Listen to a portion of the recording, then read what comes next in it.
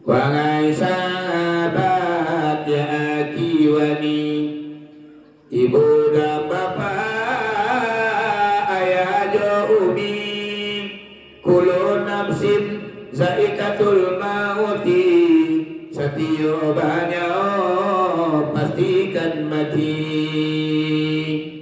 Wahai saudara, adik dan kakak, ibu dan bapak, nini ajo mama, mangkonyo mati, kaji dibuka, hati nan liat tahun turjina. Matinya itu tak dapat ditolak, bapiti sabu harato banyak, pakaian tinggi usah dipakai, gagah berani ataupun bagak. Pakaro mati jo kalau disabui, seorang pun tidak ada, kita nan lupui. Jikalau datang malaikat maut, nyawa di tubuh pastinya japui. Ibu,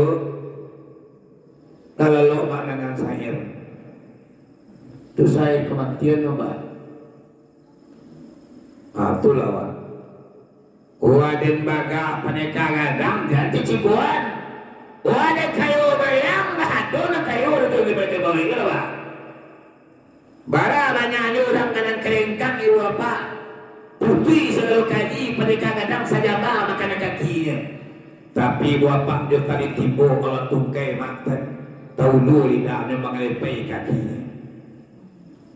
Jadi ibu apa manusia sadar apabila sudah ditegur oleh Allah Subhanahu wa taala.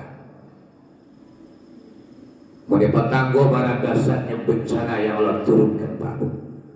Tanggal 26 Desember serentak Allah turunkan bencana di muka dunia Sumatera, Aceh, Sumatera Barat. Sadarkah manusia? Tidak. Manusia tak tukang kami.